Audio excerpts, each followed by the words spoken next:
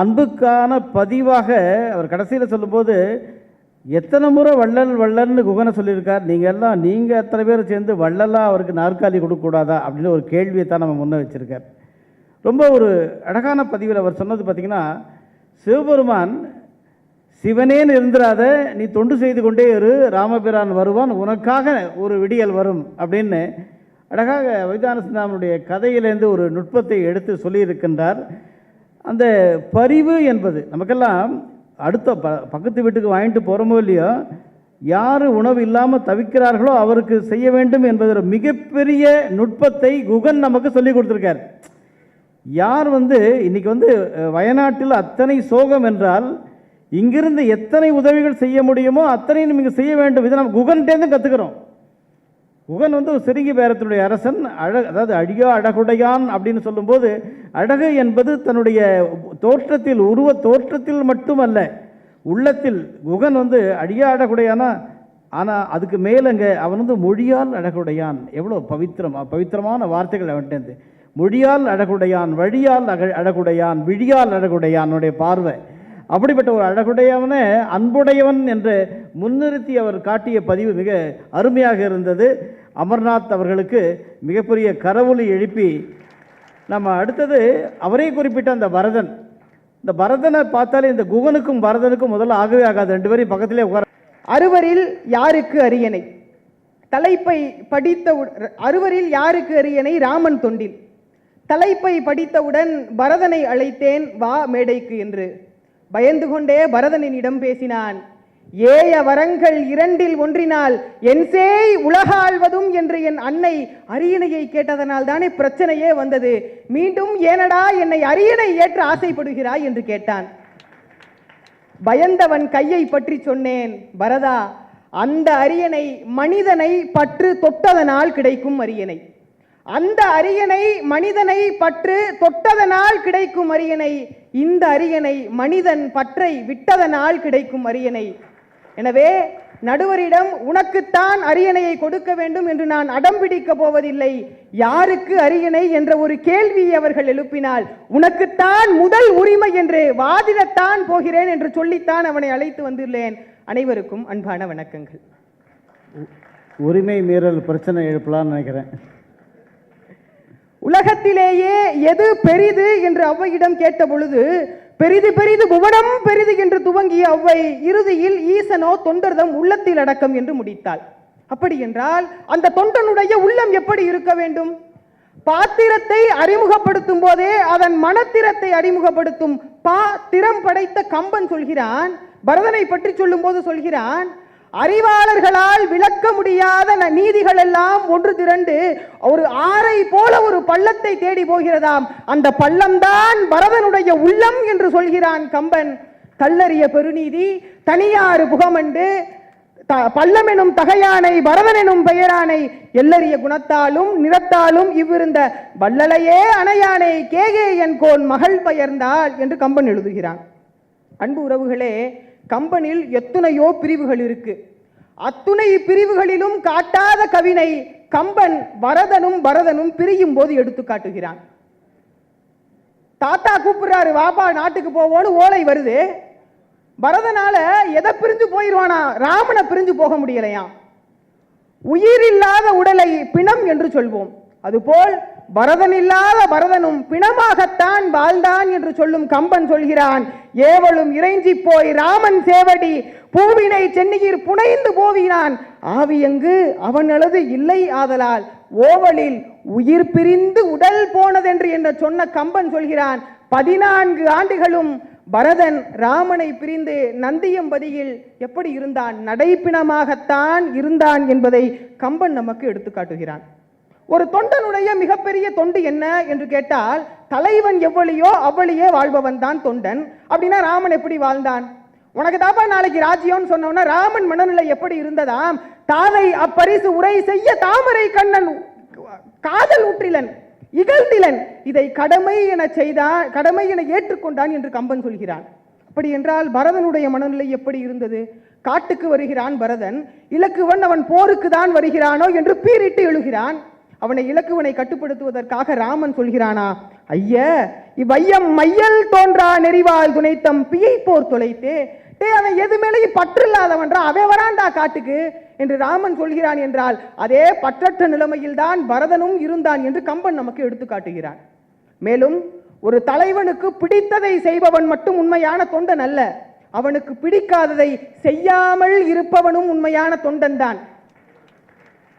வரத்தினால் பரதனை காட்டிற்கு அனுப்பி, தந்தை தசரதனை பேரின்ப வீட்டிற்கு அனுப்பி, பெற்ற தாய் பிள்ளைக்கு நாட்டை கொடுக்கிறாள், பிள்ளை போற்றுகிறான் பேய் என்று. அப்பச்சிய உலகத்தை விட்டு அனுப்பிட்ட, அண்ணனை ஊரை விட்டு அனுப்பிட்ட, இது எனக்கு தான் நாடுன்னு சொல்றியே, இன்னும் வாயை உடைக்காம இருக்கிறனே பட்டு கிடப்பாள் அப்படின்னு சொல்றான். கம்பனில் கூட எங்கள் செட்டிநாட்டு சொல்வழக்கு கொண்டும் வந்து போகிறது. உன் வாயை இன்னும் உடைக்காமல் இருக்கிறேனே ஏன் என்று தெரியுமா? நீயிடம் இருந்தனை நானும் நின்றனன், ஏ எனும் மாத்திரத்து ஏற்று கிட்டிலன், ஆயவன் முனியும் என்று அஞ்சினேன் அதலால் தாயனும் பெயர் என தடுக்கர் பாலதோ. ராமனுக்கு பிடிக்காது உன்னைய கொன்னா, அதனாலதான் உன்னை கொல்லாம நிற்கிறேன் என்று பரதன் சொன்னான் என்று கம்பன் எழுதுகிறான். பல நாட்கள் நாயகனை பிரிந்து நாட்டை கொடுக்க காட்டிற்கு வருகிறான் பரதன். தன்னை காடாள சொன்ன பொழுது கூட கலங்காத ராமன், தன்னை காடாள சொன்ன பொழுது கூட கலங்காத ராமன் பரதன் மர உரி தரித்து காட்டிற்கு வருவதை கண்டு முதலில் கம்பனின் அழுகிறான். எப்படி அழுகிறான்? ராமனுக்கு பரதனை பத்தி எல்லாம் தெரியும், அவனோட குணநலங்கள் எல்லாம் தெரியும். ஆனா அவன் எப்படி தொண்டு செய்வான் ராமனே வியந்து வியந்து பார்க்கிறானாம். புள்ளினன் நின்றவன் புனைந்த வேடத்தை பல்முறை நோக்கினான் என்று கம்பன் எழுதுகிறான். எதுக்குடா அவன் மர உரி தரிச்சு வரான்? நாட்டை தானே கொடுக்க வரான். ராமனே பல்முறை அவன் எதற்கு இப்படிப்பட்ட தொண்டு செய்கிறான் என்று வியந்து பார்க்கிறான் என்று கம்பன் எழுதுகிறான். பல நாட்கள் பரதன் எப்படி இருந்தானா, அண்ணன் வரதை பார்த்து வர குகன் கிட்ட கேட்டுக்கிட்டே வரானா. அண்ணன் இந்த இடத்துல தான் சாப்பிட்டாரா, இவனு போய் விழுந்து அழுகிறானா. அண்ணன் இந்த இடத்துல தான் தூங்கினாரா, புரண்டு அழுகிறானா. இருந்ததுல சடைமுடி பூரா மாசாயி போயிருச்சான். ராமன் பார்த்த உடனே என்ன பண்றானா, கட்டி பிடிச்சு அழுகிறானா.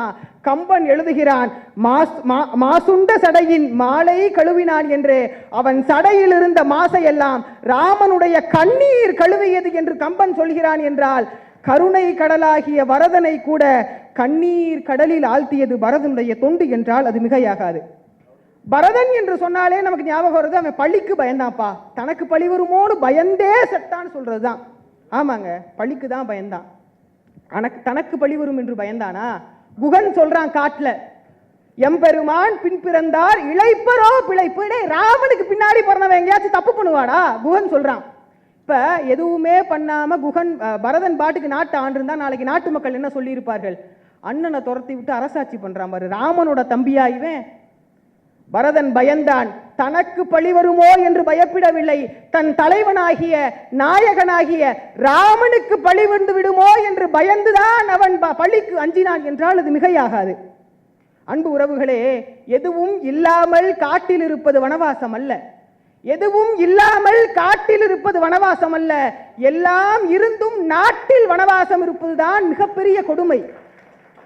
அவன் நினைத்திருந்தால் அரியணையில் அமர்ந்திருந்து 14 ஆண்டுகள் பஞ்சனையில் படுத்துறங்கி அரசாட்சி செய்திருக்கலாம். ஆனால் அவன் எப்படி அரசாட்சி செய்திருந்தான் தெரியுமா? நந்தியம் பதிகிடை நாதன் பாதுகம் செந்தனி கோள்முறை செலுத்த சிந்தையால் இந்தியங்களை அவித்து இருத்தல் போயினான், அந்தியும் பகலும் நீரராத கண்ணினான். எங்க லக்ஷ்மணன் மட்டும்தான் 14 வருஷம் தூங்காம இருந்தானா? இவன் அழுதுகிட்டே இருந்த, எங்க 10 நிமிஷம் அழுதாலே கண்ணை வீங்கி போயிருது. ஒருத்தன் 14 வருஷம் அழுதுகிட்டே உட்கார்ந்துருக்காங்க. இட்டலி மாவை சட்டியில் வைத்து அவித்த பிறகு அதை எத்தனை முறை அழுத்தினாலும் அதை திருப்பி மாவாக போவது கிடையாது. அதுபோல்தான் பரதன் இந்திரியங்களை எல்லாம் அவித்ததும். அவனுக்கு ஆசையே இல்லையாங்க, திருப்பி நீ போய் பரதா நல்லா ஆட்சி பண்ண சொன்னா அவன் காதுல கேட்காது. ஏனெனில் அவன் இந்திரியங்களை எல்லாம் அவித்து விட்டான் என்று கம்பன் எழுதுகிறான். அதனால் தான் அவனை மும்மையின் நிறைகுணத்தான் என்று அவனை பிறக்க வைத்து 1000 ராமர் நின் கீழ் ஆவரோ என்று அவனை வளர வைத்து எண்ணில் கோடி ராமராயினும் அண்ணல் நின் அருளுக்கு ஆவரோ என்று அவனை உயர்த்தி வைத்திருக்கிறான் கம்பன். அறுவரில் யாருக்கு அரியணை? இந்த கேள்வி நமக்கு மட்டும் இல்ல, கம்பனுக்கே வந்திருக்கு. இருவரை வைத்து அறுவருக்கு தீர்ப்பு கொடுத்து இருக்கிறான் கம்பன். அயோத்தி நாடு போயிட்டு வந்தது, அயோத்திக்கு கடைசியில வந்ததுக்கு அப்புறம் ஊர் மக்கள் எல்லாம் பேசிக்கிறாங்களா பட்டாபிஷேகத்தோட நேரத்துல. பரதனும் தொண்டு செஞ்சான், இலக்குவனும் தொண்டு செஞ்சான், யார் அதிகமா தொண்டு செஞ்சான்னு பேசிக்கிட்டு இருக்கும்போது ஊர்ல ஒருத்தர் பெரியவர் சொன்னாராம், 2 பேரையும் பார்ப்போம், யாரோட உடம்பு ரொம்ப மெலிஞ்சிருக்கோ அவங்க தான் அதிகமாக தொண்டு செஞ்சாங்கன்னு புரிஞ்சுக்கோன்னு பார்த்தாங்களாம். திருப்பி பார்த்து பார்த்து பார்த்து உலகம் நைந்தது என்று கம்பன் எழுதுகிறான். ஊடுரு கமலக்கண்ணின் திசைதொரும் சிவிரி ஓட தாழ்தொடு தடக்கையாரன் தழுவினன் தனிமை நீங்கி காடுரைந்து உழைந்தவையோ கையற்று கவலை கூற நாடுரைந்து உழைந்தவையோ நைந்தது உலகம் நைய என்று கம்பன் எழுதுகிறான். அப்ப ரெண்டு பேரும் சமமான இருந்தாங்கன்னா உன்னை எதுக்குடா பரதனை கூப்பிட்டு பேச வைக்கிறோம் நீங்க கேட்கறது புரியுது. இதை இப்பாடலை வெள்ளைவாரனாரினுடைய உரையோடு சற்று நாம் உள்நோக்கி பார்க்க வேண்டும். இலக்குவனை சொல்லும் போது கம்பன் என்ன சொல்கிறான்? தனிமை நீங்கி காடுரைந்து உழைந்தமையோ. பரதனை சொல்லும் போது கையற்று கவலை கூற நாடறிந்து உழைந்தமையோ என்று சொல்கிறான். தனிமை எவ்வளவு பெரிய கொடியது தெரியுமா? எனவேதான் காடு உனக்கு சுடும் என்று ராமன் சொன்ன பொழுது கூட நின் பிரிவினும் சுடுமோ பெரும் காடு என்று சொல்லி பெருமான் பின் புகுந்தாள் சானகி.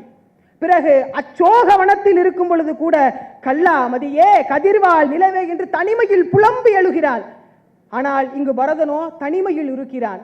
அன்பு உறவுகளே, உடன் இருந்து செய்யும் தொண்டை விட உள்ளம் அறிந்து உணர்ந்து செய்யும் தொண்டுதான் மிகப்பெரிய தொண்டு. அதை செய்தவன் பரதன்.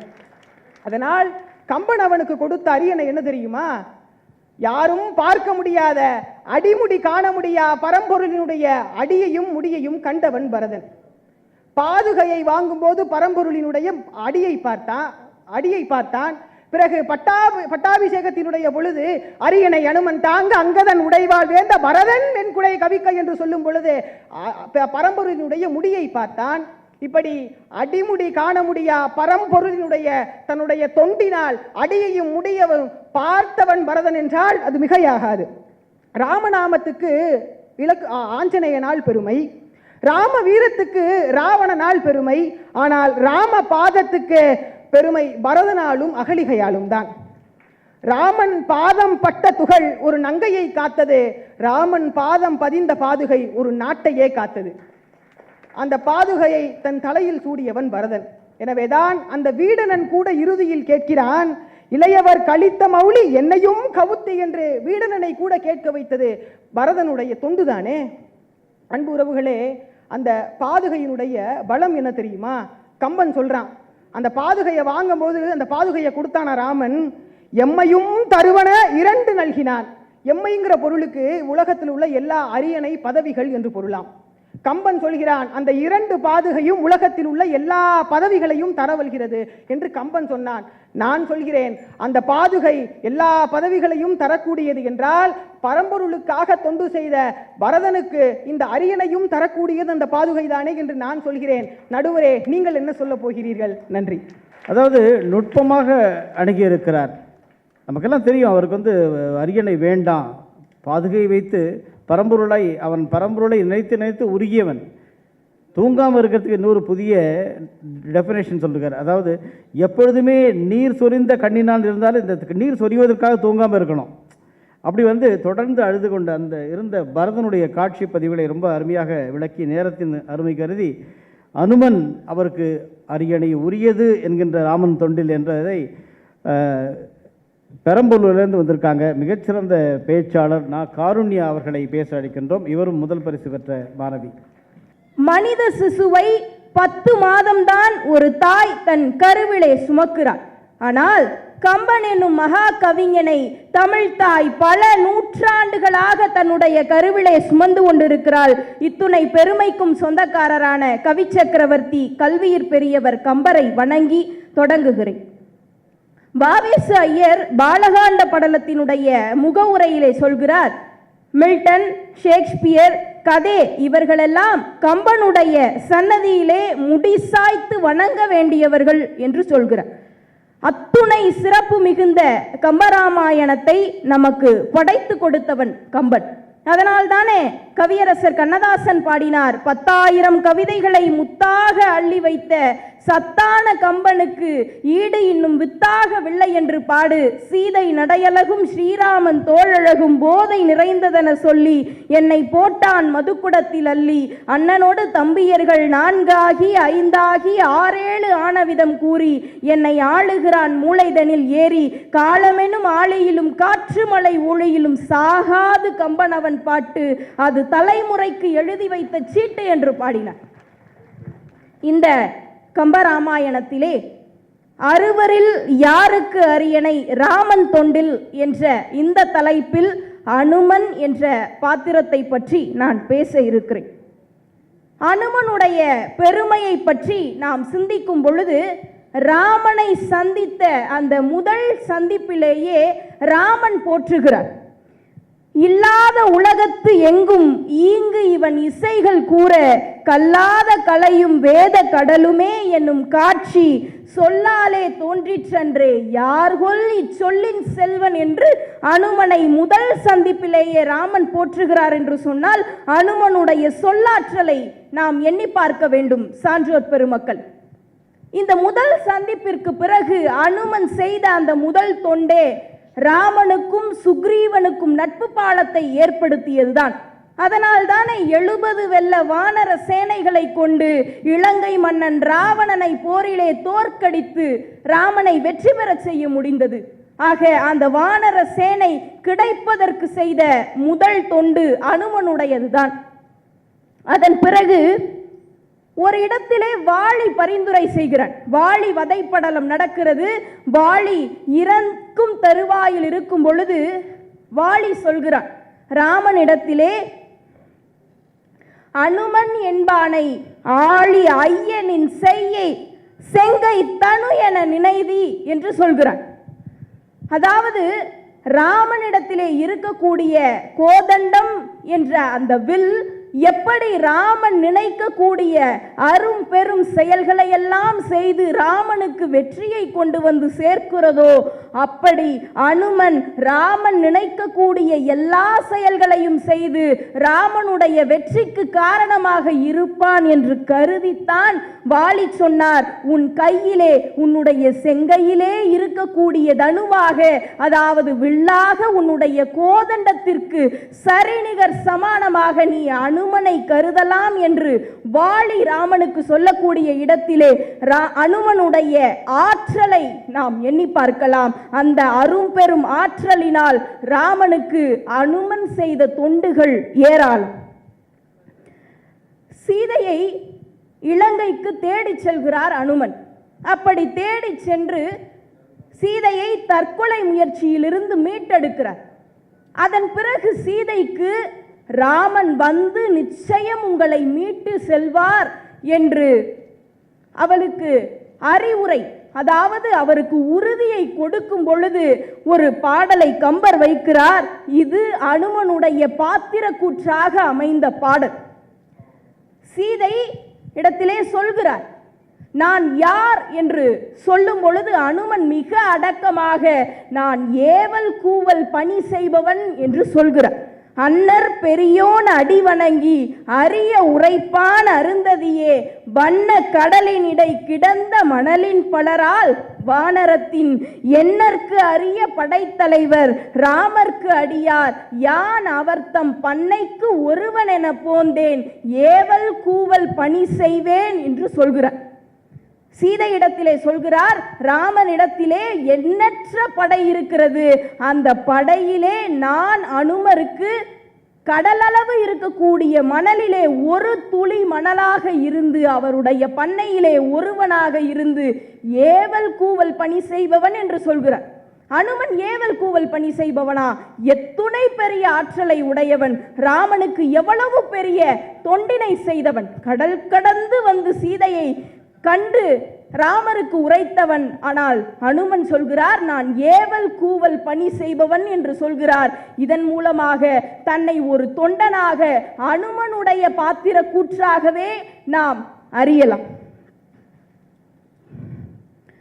அதன் பிறகு ஒரு இடத்திலே வாலியினுடைய வதை முடிந்த பிறகு சுக்ரீவனோடு அந்த அரண்மனைக்கு செல்ல மனமில்லாமல் ராமன் கூடவே இருந்து நான் உனக்கு அரியன் அனுமனை அவர் கூடவே இருந்து உனக்கு நான் நாய் போல அடியவனாக இருந்து ஏவல் கூவல் பணி செய்ய வேண்டும் என்று அனுமன் கேட்பதாக ஒரு இடத்திலே கம்பன் அனுமன் பாத்திர கூற்றாக எடுத்துரைப்பதை பார்க்கலாம். பொய்த்தல் இல் உள்ளத்து அன்பு பொழிகின்ற புணர்ச்சியாலும் இத்தலை இருந்து நாயேன் ஏயின எனக்கு தக்க கைத்தொழில் செய்வேன் என்று கழல் இணை வணங்கும் காலை மெய்த்தலை நின்ற வீரன் இவ்வுரை விளம்பிவிட்டான் என்று அனுமன் ராமனிடத்திலே நான் உனக்கு ஒரு நாய் போன்றவனாக இருந்து நீ சொல்லக்கூடிய ஏவக்கூடிய அத்துணை பணிகளையும்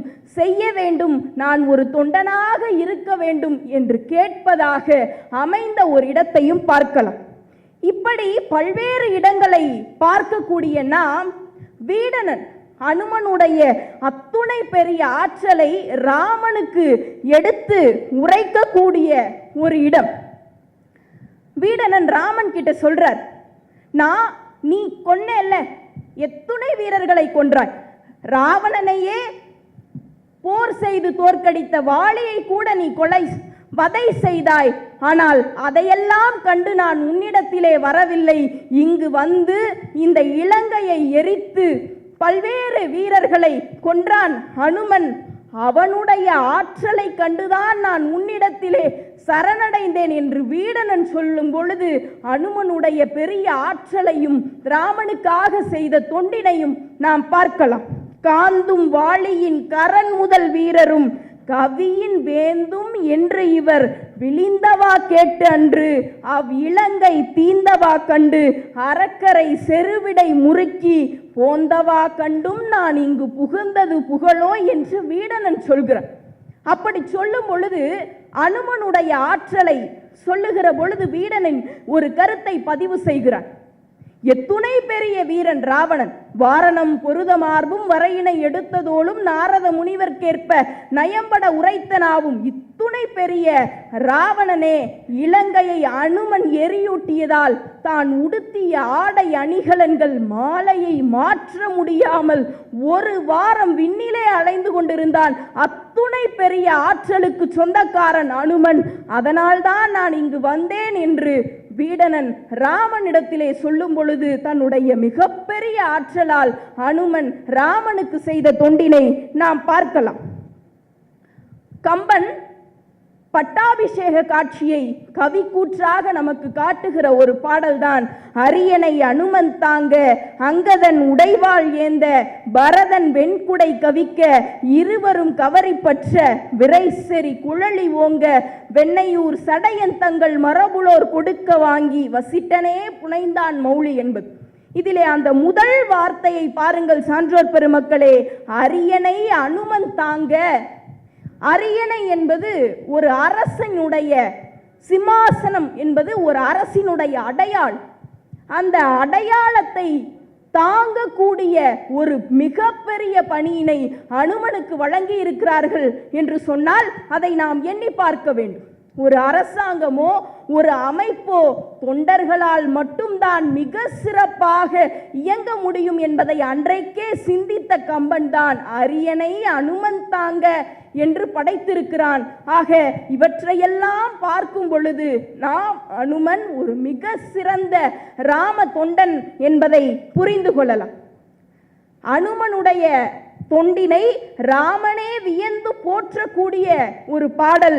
மாருதி தன்னை ஐயன் மகிழ்ந்து இனிது அருளின் நோக்கி ஆர் உதவிடுதற்கு ஒத்தார் நீயலால் அன்று செய்த போர் பேர் உதவிக்கு யான் செய் செயல் பிரிது இல்லை பைம்பூன் போர் உதவிய தின்தோளாய் பொருந்துர புள்ளுக என்று இந்த பாடல் அனைவரையும் விடை கொடுத்து அனுப்பக்கூடிய ஒரு கட்டம்.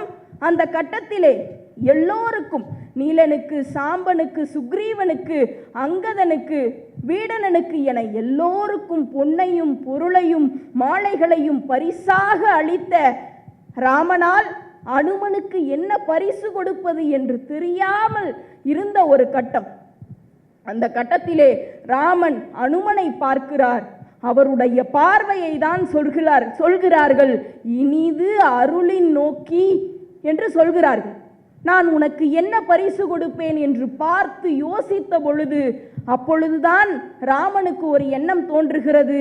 நீ வந்து என்னை தழுவிக்கொள், பொருந்துர புல்லுக என்று ராமன் சொல்கிறார். தழுவுவதிலே ஒரு நெறிமுறை உண்டு. பெரியவர்கள் தான் சிறியவர்களை தழுவிக்கொள்வார்கள், அதுதான் முறை. ஆனால் அனுமன் தன்னை வந்து தழுவிக்கொள்ள வேண்டும் என்று ராமன் சொல்கிறார். இதன் மூலம் அனுமனுடைய அந்த தொண்டிற்கு, அந்த பக்திக்கு தன்னையே ராமன் பரிசாக கொடுத்தார் என்பதை தான் கம்பன் கவி சக்கரவர்த்தி இப்படி இந்த பாடலிலே பதிவு செய்திருக்கிறார். ஆக இதன் மூலமாக அனுமனுடைய தொண்டினை, ராமனுக்கு அனுமன் செய்த ஒப்பற்ற தொண்டினை நாம் அறிந்து கொள்ளலாம். இதே பாடலிலே அன்று செய்த பேர் உதவிக்கு என்று கம்பன் ஒரு வார்த்தையை பதிவு செய்கிறார். அந்த பேருதவிகள் எத்துணை பெரிய உதவிகள்! தொடக்கத்திலிருந்து நாம் பார்க்கும் பொழுது சுக்ரீவனுக்கும் ராமனுக்கும் நட்பு பாலத்தை உண்டாக்கியது. இலங்கைக்கு சென்று, கடல் கடந்து சென்று சீதையை பார்த்து வந்தது. அதை ராமனுக்கு முறையாக எடுத்து சொன்னது. இலங்கையை எரியூட்டியது. அங்கே கிங்கரர், சம்புமாலி, பஞ்சசேனாதிபதிகள் உள்ளிட்ட பல வீரர்களை, அக்ககுமாரன், ராவணனுடைய மைந்தன் அக்ககுமாரன் உள்ளிட்ட எண்ணற்ற பெரும் வீரர்களை ஒற்றையாளாக நின்று இலங்கையினுடைய படைபலத்தை பாதியாக அழித்தது. இது மட்டுமல்லாமல் இலக்குவனை ஒரு முறை அல்ல, இருமுறை உயிர்ப்பித்தது. நிறைவாக பரதனுடைய உயிரை, தீக்குழியில் பாய இருந்த பரதனுடைய உயிரை காப்பாற்றியது என அனுமன் செய்த தொண்டினை நாம் பேசிக்கொண்டே போகலாம். இத்துணை தொண்டினையும் ராமனுக்கு செய்த ஒரு ராம தொண்டன், ராமனுடைய மிக பெரும் பக்தன் அனுமன் என்று சொல்லி நல்லதொரு வாய்ப்பிற்கு நன்றி பாராட்டி விடைபெறுகிறேன். நன்றி, வணக்கம். அஞ்சிலே ஒன்று பெற்றான், அஞ்சிலே ஒன்றை தாவி, அஞ்சிலே ஒன்று ஆறாக ஆரியர்க்கு ஏகி, அஞ்சிலே ஒன்று பெற்ற அணங்கை கண்டு, அஞ்சிலே ஒன்றை வைத்து நவன் நம்மை அழித்து காப்பான். நன்றி, வணக்கம்.